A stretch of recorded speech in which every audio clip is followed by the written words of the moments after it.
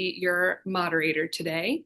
We're all looking forward to sharing the program with you. And during our presentation, feel free to pop questions into the chat. We'll answer what we can as we go, and then we'll save some for the Q&A at the end. We thought a lot about the format, just kind of what would be the best thing for all of you to see. And we thought that having a mix of our faculty and residents was the best way for you to get a sense of our program and how we all interact with each other.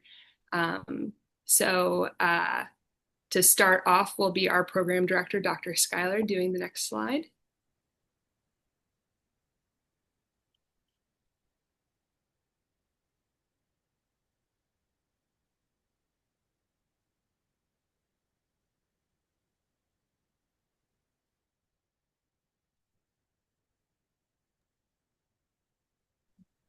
All right. Hi, sorry I had to run away from the camera for a second. Is it time for my welcome? Yep, go ahead. Okay. All right. Awesome. Sorry. Rice cooker issue. Welcome, everybody. I'm Dr. Schuyler. I'm the program director, and I'm really excited that you are all joining us. The middle of August, we have 67 people logged on. So people are already thinking about applying to residency, and it's that time of year. So I just wanted to welcome you all briefly. You're going to hear a lot of information. Not from me mostly, but from some of our awesome residents and faculty, many of whom were previously residents in this program. So if anything that tells you, we have some amazing dedicated faculty that just love to work with our residents. After training, they either did fellowship with us or went somewhere else and came back on faculty and really just want to give back to the program and are part of our community, our family. So I will let you all talk about details of the program. The main thing I wanted to let our applicants know today is just to just go into this process with enthusiasm. We want to get to know you. We want to hear about you on your applications. We want you to be genuine and authentic and really approach this with an open mind in terms of what program is going to be a good fit for you. This is really the time of the application process that it's important to research the different programs, figure out which ones you're going to signal, figure out which ones might be the ones you're most excited about. Maybe they're close to your friends or your family, or a part of the country you want to live in. Maybe there's certain aspects of the departments that, there's a certain niche you're interested in. But bottom line is you're going to get amazing training wherever you go for residency. And these open houses are a great way to kind of get a sense of what a lot of our residents and a lot of our faculty, sort of what we're all about. So on that note, I'll turn it over to our residents and faculty to give you a lot of information.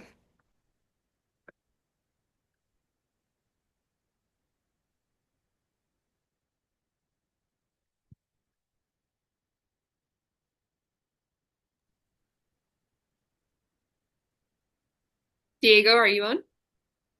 Yeah, you changed the slide. Okay, so I'm gonna start by talking about diversity and inclusion. So I think diversity and inclusion is one of the main strengths in our program. We have residents from all over the world, from different parts from the US, as well as attendings from all over the world, and most of them from the US, all of them amazing teachers, mentors. I think at UConn especially is not only about like representation or numbers. I think it's our daily reality. Inclusion and diversity is our daily reality. As a foreign student myself, when I came here, I can tell you when I was starting my intern year, it was amazing the support that I felt. I think it's just because it's part of the culture. So my senior residents always asking me how can I help you? What do you need? As well as the attendings, the attendings are super busy. They do the research, they have clinical stuff to do, and yet they take the time to like invite you to their office, ask you how you are doing, ask you what you can do, and it's just a reflection of how the culture is here, I think. And another example that I can tell you, in our program, there is no such a thing like small groups that just get along well between each other. I think we all are friends. We all like to work with each other. We all have a lot of fun, even with the stress from work.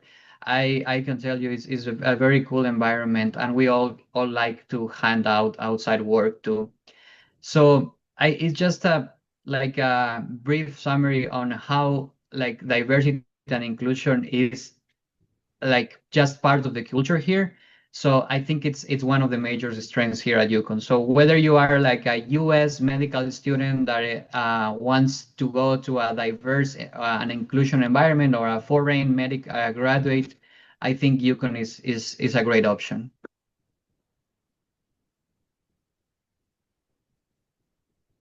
Thank you, Diego. We can go on to the next one. Perfect. This is me again. I'll just reintroduce myself. My name's Melanie. I'm a PGY3.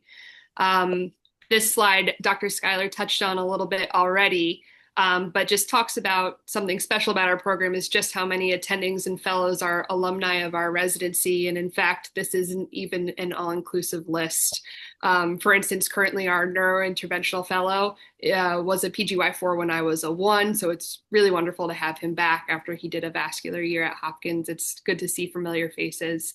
Of course, our faculty support us in, wherever we want our future careers to take us.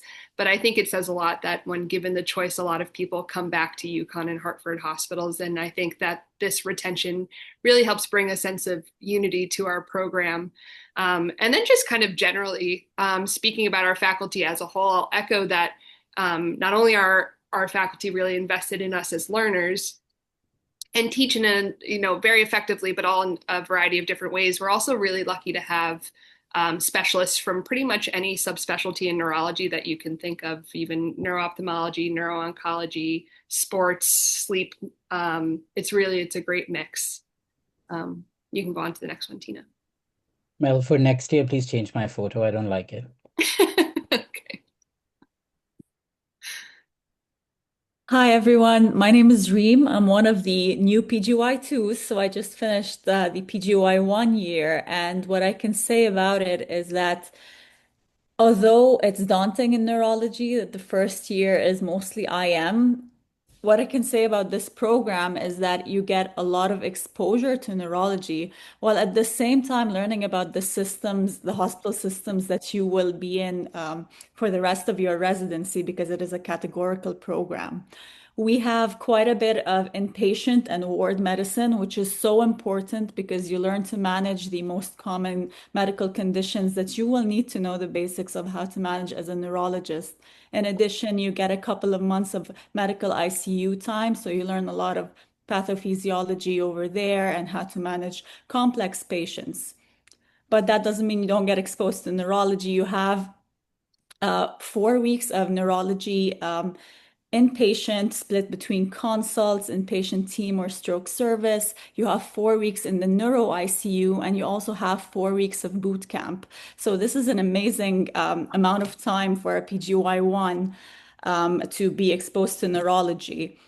In addition, you get a good work-life balance. You have quite a bit of ambulatory time in PGY1. You have 4 weeks of that and 4 weeks of electives, in addition to the neurology continuity clinic. So you get a big mix of different pathophysiologies, different acuities, and you get to learn from multiple hospital systems while getting used to working at the systems that you will be in as a neurology resident.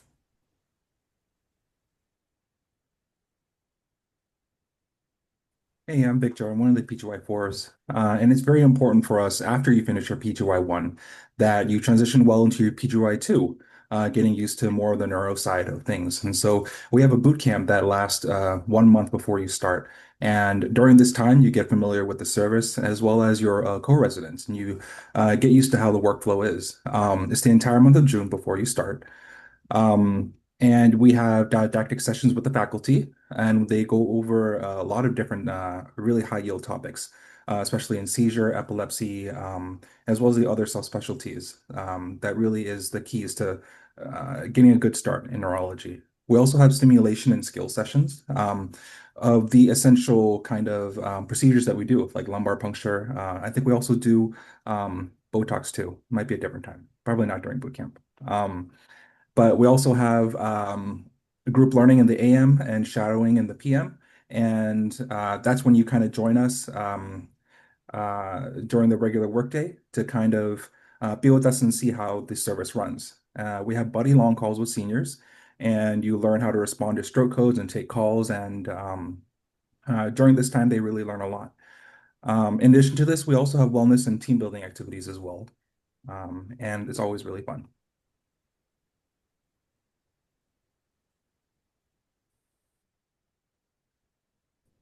Hello there, I'm Matthew. I'm one of the PGY4. So this is a sample schedule from PGY2 to PGY4. I won't go into each of these with much granular detail. However, just kind of want to point out some highlights here. So when the PGY2 year, as you can see, there's a more emphasis on the inpatient. You're going to be on the inpatient side of things. You'll be on the consult service for neurology, both at Hartford and at UConn. But also during the PGY2 year, you are going to get a good amount of weeks of different subspecialty clinic, elective, specifically some electives in neuroradiology and EEG and neuro-IR. It's a bit front loaded in the sense that you're going to be doing a lot of your inpatient time during PGY2, but you're also going to be having enough time to explore the different subspecialties in the outpatient setting and otherwise that neurology has. And there's also 4 weeks of night float during the PGY2. The first 3 weeks of that is going to be with a senior, so you can kind of learn how you operate at night and get used to how things are done, and then you can have more autonomy thereafter. When it gets into PGY3, it opens up a little bit more when it comes to the outpatient side of things and the electives and subspecialties. You'll have a lot more time to explore that, especially earlier on in the PGY3 year, because you want to be able to start to kind of find where your interests lie if you're fellowship bound or otherwise what the best way that you'll find out is by exploring these different fields. So there's a lot of more time to do that in the PGY3 year prior to having to apply into fellowships. And that's when you do things like your pediatric neurology, EEG, EMG, more dedicated times for those.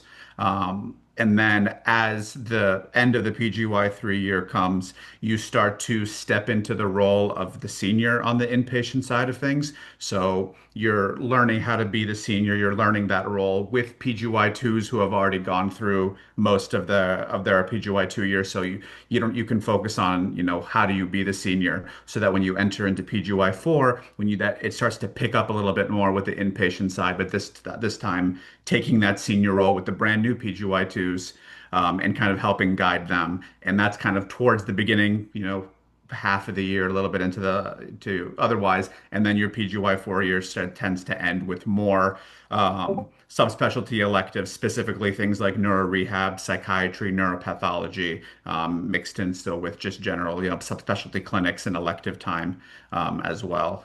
So it's kind of this front-loaded process. It opens up a little bit more in PGY3, and then you take that experience and you kind of land yourself in the senior role in PGY4, and then you end with more kind of elective time to kind of round things out.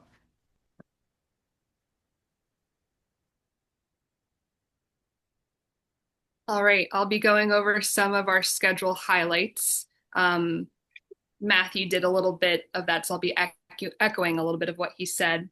Something that we have in our schedule is a day float role. This happens at Hartford Hospital. This is filled by a PGY 3 or 4 that comes in at noon and leaves at 10 p.m. And they really help handle overflow from our services. The afternoon tends to get busy, so that's when they start to come in, and we kind of divvy up responsibilities from there to make sure that everyone's getting their work done. So the day float resident will help see pending consults, go to stroke codes, take admissions, and they play a really big role in helping our twos acclimate to the service. This day float role means that there's always 2 people that take long call together on the weekdays, which is between 5 and 8 p.m. We use a night float system at our program as well. At UConn Hospital, night coverage is through home call, where we, as of this year, no longer drive in for overnight for stroke codes, which is covered by an APP service. At Hartford Hospital, our night float is in person. Another great feature that Matthew mentioned is our buddy night float. So again, the first 3 night float of PGY2, you're doing it alongside a senior resident. kind of acting as a safeguard of the program to help ensure that the twos feel really confident before taking on any responsibilities independently. And then finally, as you saw on the last slide, we're able to get elective rotations early in our training, which is really helpful when we're trying to plan for fellowship, getting letters of recommendation, getting involved in research, and just kind of generally getting career advice and seeing what different careers in neurology look like.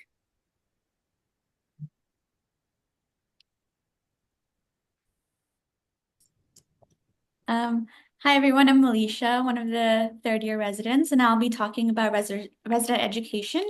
And I think education is really built into the fabric of this program. And one of our highlights is the daily morning report that we have, which is led by Dr. Finelli, who has retired, but he graciously comes every morning to help us with morning report. And it's about 45 minutes long, and it's case-based learning where we discuss challenging cases or interesting cases from the night before or the day before. And it really helps, build our clinical reasoning skills and review imaging and talk about management. We also obviously have bedside rounds where we will discuss, cool exam findings. We'll discuss management. In stroke, we'll talk about, landmark studies as well. And when we're on general, I know attendings, if we have a bedside EEG, we'll take a look at the EEGs and we'll kind of discuss what we're finding and what we're seeing. So there's always learning to do in bedside rounds as well. On Tuesdays from 12 to 3, we have protected didactic time. So we have scheduled lectures given by faculty, and we go through a breadth of topics related to neurology. We recently had a lecture by our pharmacology colleagues where we discussed, sedation medications, blood thinners, how to reverse TNK, and all of that. We have protected time during that time, and it's just for learning. So every Tuesday from 12 to 3, and we have food, which Dr. Hassan will discuss more in the next slide. We also have APPs that work in our stroke team, and Tuesdays they cover stroke, and in morning report time, they also cover the stroke service so that we have time to learn and we're not pulled away into stroke codes as well. And lastly, we have faculty, who love to teach, and they're very enthusiastic and genuinely care about teaching us during bedside rounds, during protected didactic time, morning report. So really a culture of education here, and it's built into everything that we do. So next will be Dr. Asad. Thanks, Alicia. Hi, I'm Daniel Asad. I'm one of the vascular neurologists and the associate program director and intimately involved with the resident education part, at least, of the program. So as Militia obviously mentioned, that one of the highlights of our program is, this protected Tuesday afternoon, 12 to 3 p.m., where, as Militia said, I'll be talking about lunch. I've not had it much, but I hope you guys like it. But from my residency time, I remember that I used to love it. We have sort of a dedicated subspecialty lecture series. Many of the faculty, like Dr. Alessi, Dr. Selvadurai, and others, have developed like their subspecialty lecture series, and we have obviously our ancillary sort of fields and colleagues from like pharmacy departments, as Militia mentioned. And there is like a well-rounded sort of lecture and hands-on training and multiple workshops, including movement disorders workshop and workshop related to different procedural skills that we have developed. The most important thing is that this is a protected 3 hours where the residents do transfer their roles to faculty and sometimes some APPs to take over the care of the patients. So there's no interruption in that. We obviously simultaneously, one of the things that you will see during our interview season as well is the resident case presentation, where residents get to present some interesting sort of CPCs and cases that they came across as a teaching presentation immediately before grand rounds. And then, of course, the program mandated sort of their research projects that they start working on throughout their residency, and then have like somewhat of a capstone versus their research presentation at the end of their residency. We also have a UConn clinic lecture series, which is done monthly. All that to say that there is a lot of focus on protected resident education when it comes to learning other than bedside teaching. Next slide, please.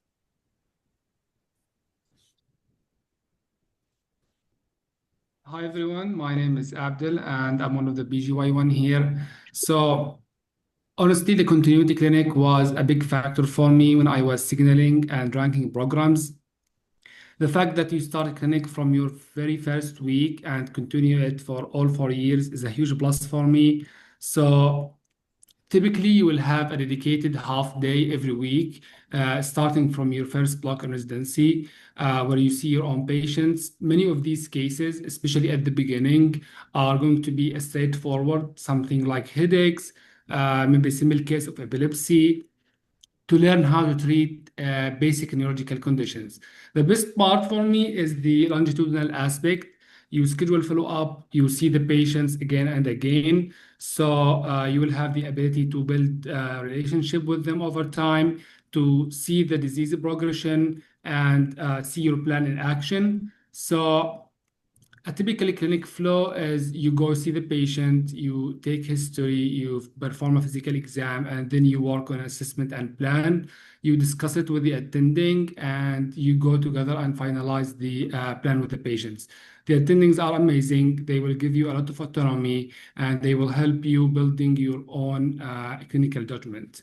Another great aspect is that we work closely with a multidisciplinary team of nurses, medical assistants, and social workers who will help you with coordination, scheduling, and they will make sure that the patient get the necessary resources and the appropriate care. So it's a team-based approach, which is very important in healthcare settings.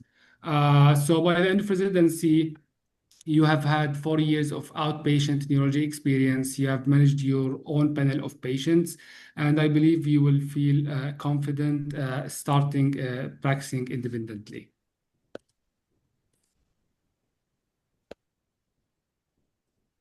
Hi everyone, I'm Pooja. I'm a PGY3 neurology resident here, and I started dabbling into research early on this year itself. And I learned a few things about our program which were pretty cool, and I'll try and pass that along. So our program is actually pretty active with research. Residents do participate in multiple, both national and international research studies, and attend a lot of conferences. We have a very supportive faculty to start that, especially for someone like me who had not much of a background in research, had very strong faculty support from coming up with a project all the way to like the end edits. Lots of support for that. And I think that in terms of like everything adds up to a lot of abstracts and publications from our program every year. And we do end up presenting at a lot of big conferences like ISC. And to go there and present or just to attend as well, our program does offer a separate fund, which is separate from our academic fund. And if you are presenting, it's $2,000 separately, and separately $2,000 for just attending, and even if you're not presenting.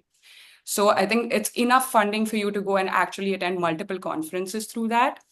Along with that, we do have a lot of clinical trials that are ongoing and NIH-funded trials. And Dr. Asad would elaborate a little more on that in the next slide. But the one thing that I would like to elaborate on is that our program does have like a research staff, which is dedicated to help you at multiple steps of research, especially if you're like naive in the field.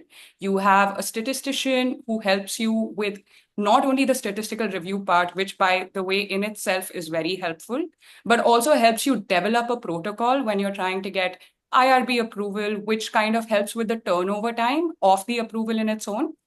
Along with that, we also have a team that works on obtaining the data set based on what your research topic is. So that also kind of in every step of the way, you have help no matter what. And that kind of encourages you to keep going forward and also helps you do things at a quicker rate than you would do alone. So I think overall, the program is very research friendly. It has very strong faculty and institutional support. In case you are like new to research or you're very passionate about it, both ways, I think UConn does provide you with the tools to put your best foot forward. We can move to the next slide. Thanks so much, Pooja. Hello again. This is Daniel Asad. Just wanted to highlight a couple of things, and I think just it's a testament to our residents as well. There are some examples of some studies that I wanted to highlight that I'm very proud of some of our residents who have participated in clinical trials and large multinational sort of studies that are part of the American Heart Association guidelines now. Some of our former residents are named authors on these papers and on these guidelines. The other thing, as and we know about the support that kind of we have and the help we get from the research support staff. We have the ISE deadline tomorrow, and many people on the call here, some of our residents are scrambling to get their sort of abstracts in. But the kind of support when it comes to statistical analysis, writing an IRB review is excellent, whether it's, whether you're part of an ongoing RCT. For the stroke world, as a vascular neurologist, I'll tell you that we have 13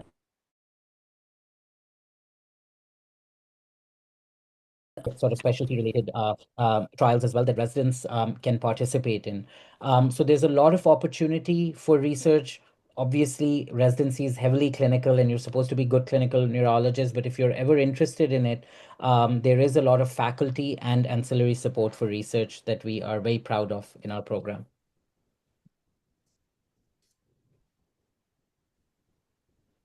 Hi, everyone. My name is Chindari Salvatharai. I am a professor over at UConn, and my specialty is Parkinson's disease and movement disorders.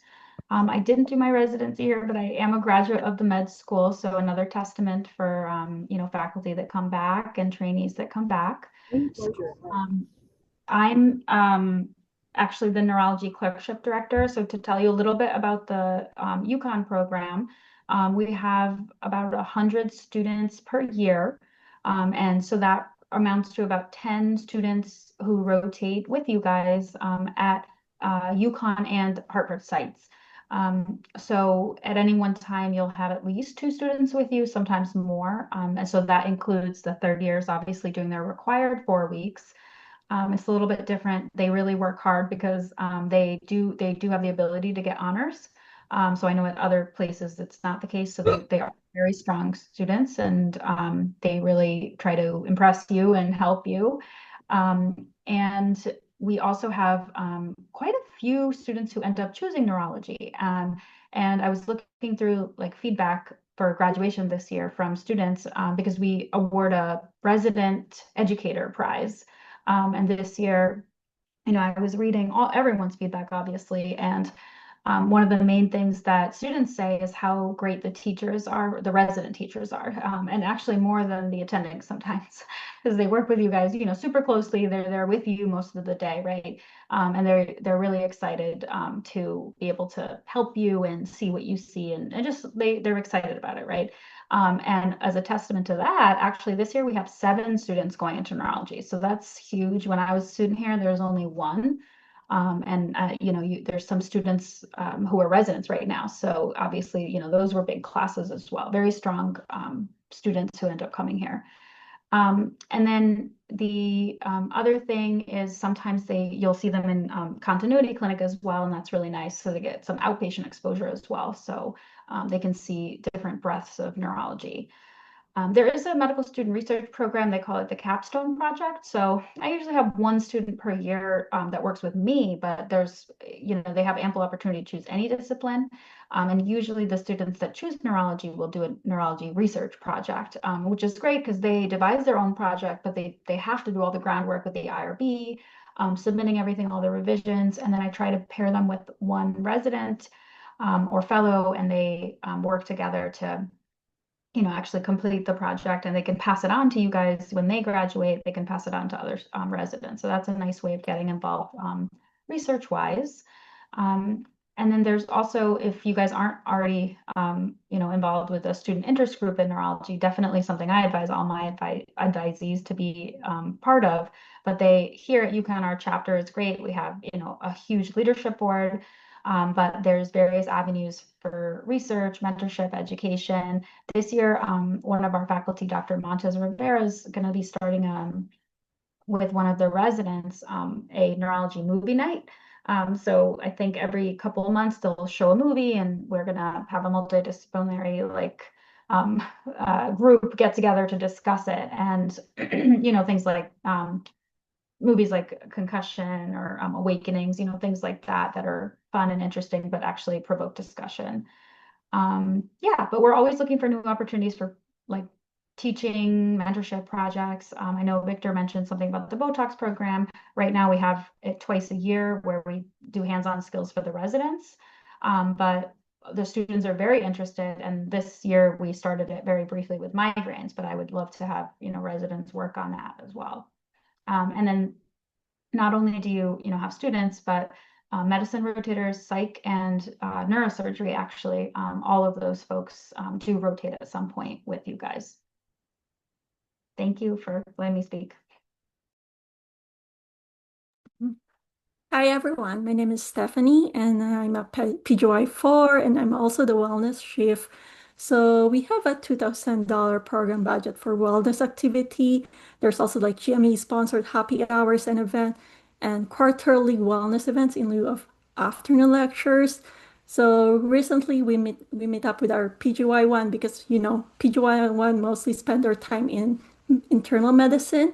So it's a good time to meet them, spend some time together. So we went out for bowling, and after the bowling, we ate out and had pizza. Aside from that, sometimes we do meet up with other residents. If we're not busy, we set up things like eating in outside, like could be dinner in a pizza place, or why am I saying pizza place, but Italian or other stuff, or sometimes hanging out in the bar, or just getting out and have ice cream. And so right now as a wellness chief, I'm planning to get more frequent meetups, and as well as wellness is not just activities, it's more of like creating a support for the other residents. So I try to like reach out to other residents if they have any questions. And there's other residents such as Mel who's like willing to help out other residents if they have any issues or anything that they need to talk about, because I think that's very important to have that kind of support and environment in residency, especially it's very stressful at times or it can get busy. So yeah, so I felt like our resident program is like a family. So yeah, so that's all.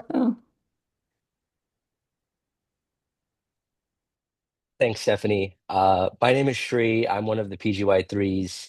There's a bunch of us on, I think. I went to med school at UConn and stayed here for residency, like also Malisha did. And I grew up in Connecticut. I think uh, Malisha did too, but and she can speak to more of this. But there's a lot to do here, and honestly, every time I go out, there's something new that I'm discovering. And people always say, we're close to New York, we're close to Boston, but there are things that you can do in Connecticut too that you would be surprised with. I think there's a picture of Arethusa Farm Dairy. So actually, 3 weekends ago, I went to Litchfield County and stayed at Litchfield Inn and went to the Arethusa Farm Dairy, their breakfast, their farm to table dinner place too, and it was delicious. It was one of the best meals I've ever had.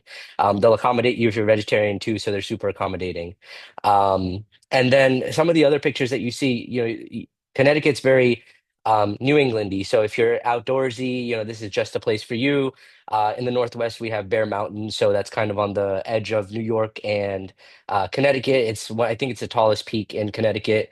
And also you have Case Mountain, which is in Manchester, that's very close by. And then everywhere you'll find like little trails, little, places to go canoeing, kayaking, whitewater rafting. And then there's also smaller parks, smaller towns elsewhere, if you're more into quaint, New England things as well. So, um, honestly, anywhere you go in Connecticut, you're gonna find something to do. And I was just in New Haven earlier picking up some pizza. I'm biased, but we have the best pizza in the country. It's in New Haven. Mel disagrees. I disagree with her. And we also have the best basketball team in the country. So, I mean, you're just coming to, the place of the best. So, our women's basketball team at UConn is always number one. Our men's are also most of the time number one, but they can struggle a little bit sometimes. But you have the Excel Center, Rensselaer Field, so you have all these places where you can go watch some games, comedy shows, and musicians come by. So you have a good breadth of things to do in addition to taking the train to New York and Boston if you wanted to. Next slide, please. Hi, I'm Stephanie Alessi LaRosa. I'm a faculty, the medical director of the sports neurology program here. I'm the fellowship program director for the sports neurology fellowship, which is a rare fellowship. So hopefully trying to pique some people's interest in our small but mighty field. I'm a former graduate of the UConn Neurology Residency. And so basically my slides are going to talk about fellowships and where our residents have matched in the last few years. But this slide really does capture the different fellowships that we have. So there's vascular neurology, neuromuscular, neurointerventional, headache, epilepsy, movement disorders, sports neurology. And then we're also working on developing the neurocritical care fellowship. I just graduated our first fellow in sports neurology last year, and we have our first epilepsy fellow this year. So every year we really seem to be adding more and more, and neurocritical care is no different. That will be next. So it's an exciting time in academics at UConn and Hartford Hospital. Next slide. So these are sort of the last two classes. So the class of 2024, where what fields they kind of matched in and where. Just to give you a flavor. So there's some neuromuscular interest, some vascular interest, headache, neurocritical care. And then in class of 2025, again, vascular, epilepsy, neurophysiology, movement, multiple sclerosis and neuroimmuno, and then vascular again. Next slide. And the most recent class of PGY4s, the current PGY4s, where they'll be going after. So epilepsy, neurocritical care, and then I'm keeping an internal candidate for sports neurology as our next fellow, and headache, epilepsy, neuromuscular at Mass General. So you can see the different places and institutions that we're also matching and applying to. And so really anything is possible when you have a UConn residency behind you. So good luck to everybody this season.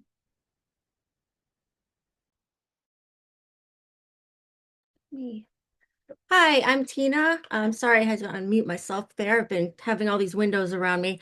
I believe this is my 10th year coordinating interviews with neurology, so I like to think we have it down to a science. I just want to point out a couple of ways you can get to know our program and our residents better. So when you accept an interview, during the week, we'll have a couple of events. One is Wednesday night, 7 p.m. Eastern time. There's a social Zoom with the residents. We try to have a resident from each class. We try especially to have a PGY1 because, that's a person in their first year and that's probably something you're interested in. And then some seniors who kind of, know more about the neurology side of the program. So we have that. Thursday morning, you're invited to view our grand rounds. You can see one of our residents presenting a case that was interesting recently. And also grand rounds. That's either going to be done by one of our faculty or we have several guest faculty each year who give grand rounds. And then for the actual interviews, we have 2 times during the week that we give them just hopefully to accommodate everybody's schedule. We do Wednesday evening at 5, and then we also do Thursday morning at 9, and those are all Eastern time. Um, and hopefully one of those will fit your schedule. So how they go is there's a program overview from a resident and Dr. Schuyler, and then you have interviews with the faculty.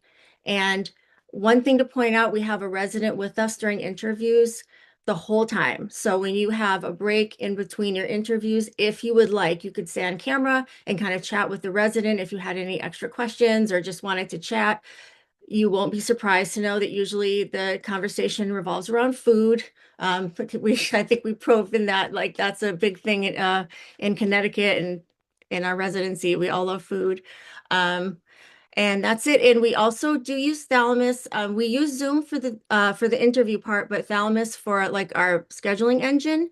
If you've never used it before, don't worry. I think it's pretty intuitive. And I put the user guide up there. They have pretty good health files. They have videos, and they even have live sessions. So don't be intimidated by that. It's going to be easy, and hopefully we'll make it easy and fun for you in your interviews.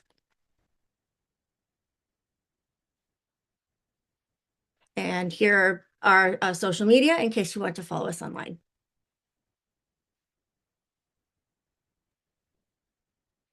And that concludes our slides. Thanks everyone for taking the time to chat with everybody here. A lot of you have been posting in the chat questions. I think we've gotten to most of them here. I'll look through and see if there's any that haven't been discussed, but if anyone here also wants to ask a question, now would be a good time.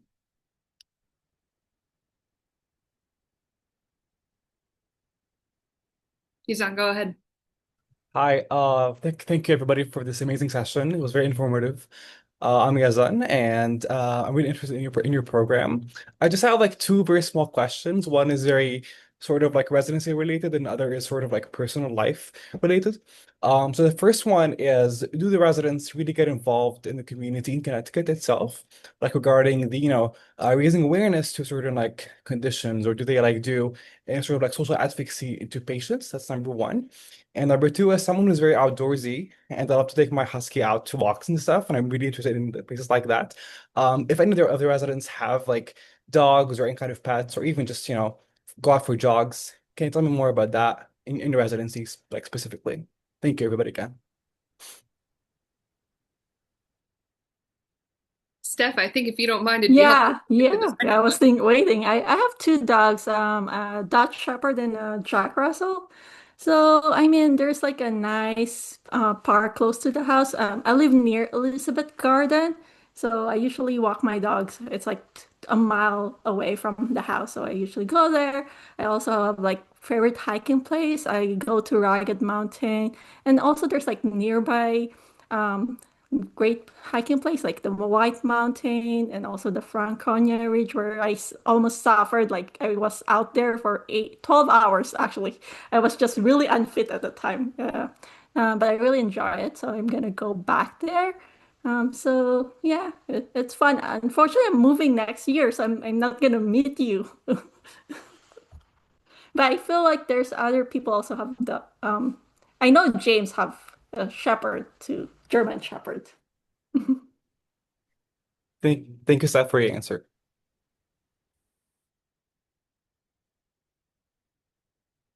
Yeah, I'll just echo that too. I've lived here for 16 years in West Hartford, and there are tons of places to do outdoorsy stuff. Like there's reservoirs, and just like within a 10-mile drive. Hartford's a small city. So if you think about it, it's really it's a huge hospital, but in a small city. And if you drive like 5 miles in any given direction, it's like woods and hills and rivers and stuff like that. So it's really not very urban, like even if you go a few miles outside of the city.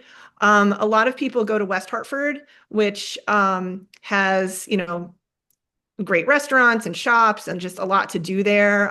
Great public stuff like libraries and, just a lot of infrastructure there. And it's, there are different parts of West Hartford. There's a huge mall and a section with Trader Joe's and REI and like all these big stores. There's like a big shopping mall that has all like, your department stores and clothing places. And then West Hartford Center that has like a lot of sort of boutiques and sort of middle to upscale restaurants. So, there's a lot going on there, but, there's other parts too that are closer to, Hartford or in Hartford that are just sort of a diverse array of restaurants and places to go, that, you can kind of find a lot of different vibes depending on where, what you're into. In terms of pets, my partner's a veterinarian and has a cat and dog, and we take the dogs for walks everywhere. There's a lot of places to go, a lot of trails and parks. And so that's really fun. I know a lot of our residents have dogs and cats a lot of times in the past. They've brought them to the Zoom social hours, during the interview season. So sometimes you see pets along there too. So it's definitely a pet-friendly program. I wanted to address a couple of the questions that come up. A few have come up more than once, but just in terms of, sometimes people ask, do you need your step 2 CK? No, you need it. You don't need it at the time of application, but you do need it to have a complete application. ECFMG certification, same thing. You don't need to have the certification at the time. Usually that it says pending. You can kind of see like your ECFMG document. It lists what's there and it just says pending. And then once you get it, a lot of times, you update it in your ERAS application. And then I think some of the other questions, just in terms of, red flags and what to put in your application, what we're looking for and stuff like that, there's a lot of helpful information just in general. And the AAN has published sort of guidelines every year. We just updated them. They should be out, if not already, sometime the next week. It's pretty similar to last year's, but just general guidelines for programs and applicants about kind of approach the applications, approach to communication with programs, approach to post-interview communication, like all that good stuff. So I would recommend taking a look at that. The idea is that programs are doing a holistic review. I can't vouch for, 170 program directors, but it's really recommended that there's a holistic process in terms of reviewing applications. The question about red flags always comes up. I think, I speak for many of the programs and program directors. I know most of them that if you have some sort of, test failure or something in your application, everybody can have a bad day, right? So I think most program directors are of the opinion that if you have, if you failed an exam at some point, like 5 years ago, that's not going to make or break your career or your clinical abilities, but I think one of the things is really to not hide those kinds of things. And, if there was an explanation, or let's say you were having trouble with test taking, and then later you were able to kind of have a good approach or a strategy to how you address that. And you can show that you address that by in further clerkships or in further rotations, you scored really well on your exams. And kind of that actually looks really good to see, how you might have taken feedback or, shown resilience, like all that kind of good stuff. So, to answer a little bit more concisely though, if you have a single thing on your application that you're worried about, I think, I wouldn't worry too much about it, honestly. If your application as a whole shows a genuine interest towards neurology, general success in terms of your clinical skills, your performance in medical school, you have great letters of recommendation, which is really important, I think, to, that people that really know you well and can speak to your clinical abilities and your performance and your potential as a neurologist, that's really important information for us. And then your application itself, right? We want to kind of get to know you. And so make sure that on your application, there's not one specific thing we're looking for. We're not doing, at least I'm not doing a keyword search for certain words or using AI or anything like that to, weed out, certain aspects. Like I just skim your application, and I want to see that I can tell by skimming through it and looking at all your activities, if you have activities that you were really excited about, that you're able to explain what they were, and they kind of paint a picture of sort of your genuine interest, your future goals, and, really present sort of an authentic, image of, sort of how you're going to be as a resident. And also keep in mind that everything you put on your application is potential topics for conversation in the interview, right? So if you have certain activities that you're really proud of, you're really excited to talk about, make those front and center in your application. And it's going to be really obvious to interviewers, that they can see that front and center. And that's going to be something that, is going to be a go-to topic for them to want to have you elaborate on that for your, when we're talking to you and want to, kind of assess if you'd be a good fit for the program and see how we get along and all that kind of stuff. So it's important to, kind of not make sure that the activities you describe are ones that you're going to be really ready to and excited to talk about. So we've definitely had a lot of great questions. I appreciate everybody typing in all those answers. Just quickly to answer the first part of your question, I think this was part of your question was how involved are we in the community? That's very resident dependent. Some of us are really love to engage in that way. And, residency can get busy. It can be hard to sift through to see what events are available. I think one thing that the program does really nicely for us, because it gets difficult to keep track of these things, is that there's a Friday flyer that they send out from the UConn clinic, and it'll have a list of the events going on that our faculty are involved in or are related to, say, like an epilepsy walk, for instance, that's going on, or information about getting involved in rock steady boxing for PD, things like that. So and then, of course, our faculty, if you ask them and say, hey, what events are going on around here, that's another way too. So yeah, there's definitely opportunity. Okay, I think we have. You guys don't have to raise hand. You can go ahead and unmute yourself and ask a question.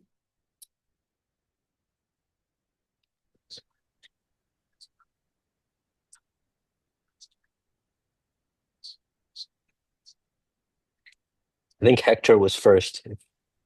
If you want to go, Hector. Yes, sure. Hello, everyone. My name is Hector. I'm an IMG from Mexico. I'm very interested in your program. My question is, what is the typical patient demographic and case mix at UConn?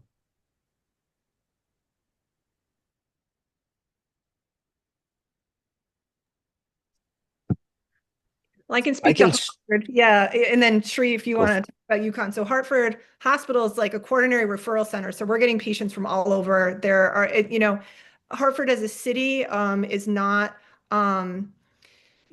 basically we're getting the city itself, we're getting patients that are local. And a high percentage of the population of the city of Hartford is below, falls below the poverty line. And then it's a huge disparity between Hartford and surrounding communities. A lot of central Connecticut is very high per capita, and pretty, some upscale suburbs that are around that area as well. So it's kind of a mix of both.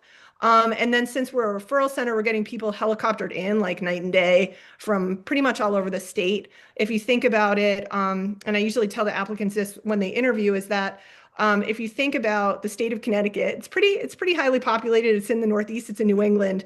And you think about a lot of medium-sized cities like Boston, Philly, they have 10 to 15 teaching hospitals, right? So in the state of Connecticut, we have us and Yale. Okay, so Hartford Hospital, which is over 900 beds, when they build their new billion-dollar tower or whatever, it's supposed to go up to 1,200 eventually. But so it's a humongous hospital. So it's a small city, humongous hospital. And really in terms of case mix, the breadth and depth, it blows my mind like every day that I go on service. I think I remember one week on consult diagnosing herpes encephalitis twice and like autoimmune encephalitis. And, the stuff that we see just in a day, the residents, I know that they do appreciate, in theory, they appreciate all these amazing cases they see, but just kind of knowing big picture in the world, how many patients, how rare some of these disorders are that we're seeing that are getting sent to us for, third opinions, or a lot of these treatment cases for stroke that our residents are really getting involved in,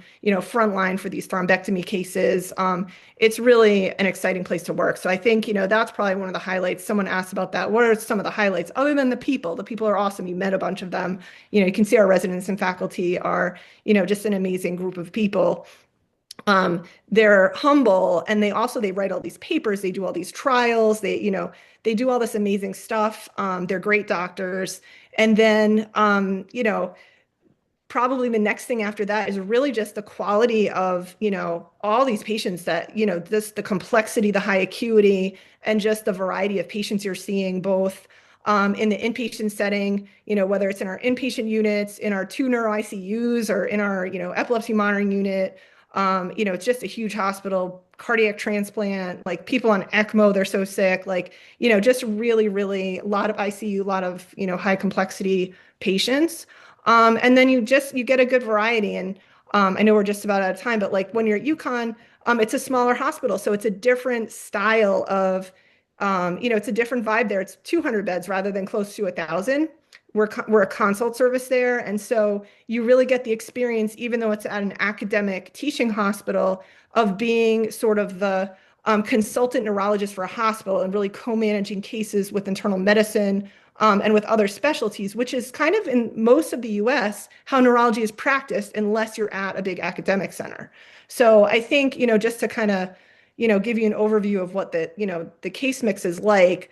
I'll bet if you ask any of the residents, a lot of them as PGY2s do more stroke treatment cases than probably a stroke fellows at a lot of places. So, they really get to see a lot of patients coming in within the window for getting treatments and coming in really sick and really needing, immediate care. And they're great at it within, first couple months of being here. They're really, up and running. So it's really fun to kind of observe that from the outside as well, to kind of see their trajectory. It's very steep in the first couple months.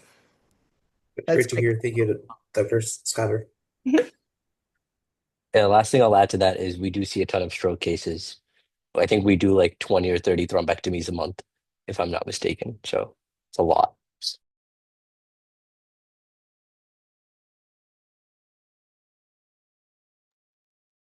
All right, not too much time left. Claudia, I think you are next.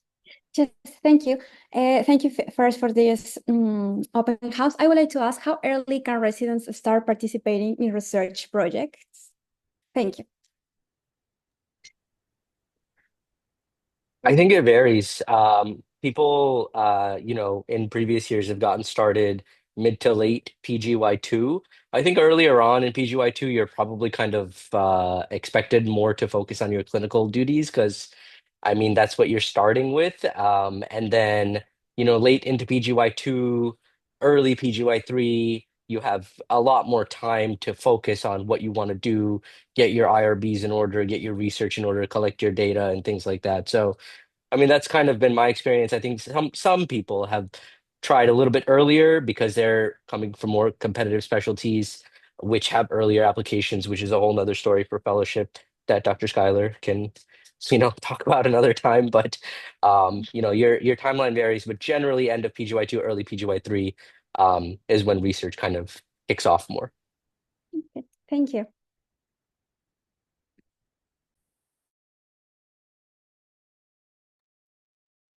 Okay, we probably have time for just one more. I'm not sure which one of you was first, but go ahead and unmute yourself and ask. If it's okay, can I go first? Sure, go ahead. My name is Pranashri. I'm really interested in your program, but I was gonna ask, like, to Dr. Schuyler and all of you, the residents, like, what exactly, what are the main qualities or that you're looking for in an applicant that makes the applicant attractive to you, more attractive to you in terms of like an IMG application? And the second question, like, I'm from Canada, so like, is there any resident who are also from Canada? Like, it'd be just good to know. Yes, we do have a resident from Canada. Yeah, we had 3 in one class a few years ago too. It was like a big Toronto, it was a big Ontario contingent we had a couple of years ago. In terms of what makes, what are we looking for? We don't have time to go into that. I think, you need to be yourself and tell us about you. And what you're interested in, as opposed to try to put something on your application that we're going to want to read. Okay, so I think that's really, you are all, if you've come this far, and you're at the point where you're applying to residency, like you've definitely had an accomplished career up until this point. And I'm always amazed to see all of the just like it's mind-blowing, a lot of the stuff that we read on these applications in terms of what you've done to get to the point that you're applying now, just in terms of your life experiences, your training experiences, you name it. I mean, it's very humbling to read about a lot of your paths to medicine and to the, if you're from outside of the US, your paths to getting to the point where you're applying to residency in the US. So I think really making sure to communicate your interest in neurology. Your application really does need to show activities. It doesn't need to be all of them, but you need to genuinely display interest in this specialty. And then, really just, we want to know what's important to you. I think if there's one thing that all our residents have in common, because they have lots of different interests, lots of training backgrounds, they're from a lot of different countries, different parts of the world, different parts of Connecticut, I don't know. And they, I think just in terms of you're hearing a lot tonight about how much education is just kind of woven into every aspect of this program. And I think that's something that our residents do have in common. You heard about how they all have these amazing evaluations from the medical students. Our program really does attract and wants to attract trainees that are interested in medical education and really are excited to teach medical students, to teach other trainees that are rotating with us, teach nursing staff, teach, to have that culture of, education and continued lifelong learning. I mean, I think that that's really, I think something that all our residents really do have in common. So I think we'll probably, unfortunately, need to close on that. It's a little bit past time. Feel free to, you know, um, you know, we're looking forward to your application. We'll try to have more, when we do our interviews, our residents are very available for questions and they're really the most important people to talk to about what it's like. So, I think I would feel free to reach out to our residents as well. If you want to get more details about the program. I know, Melanie is, who ran this webinar, which was amazing. If you have specific questions, about resident life, I would send them your way, Mel. And then in terms of application, if there's a specific question about the application itself, you met Tina Lender, our coordinator. And so, I think, we're here to, provide information so that you can really find out which program is the best fit for you. So I appreciate all of your time tonight, and hopefully, you learned a lot from our amazing residents and faculty and coordinator that were all here. Thank you, Dr. Schuyler. Thank you, everybody. Thanks so much for your attention during this session. If we didn't get to your questions, you had burning ones left, go to our socials. One of us will be on there. It's usually me. I can try and answer some questions on there. I show up. But yeah, we appreciate you coming out and learning about us. I hope this was helpful. Thank you so much.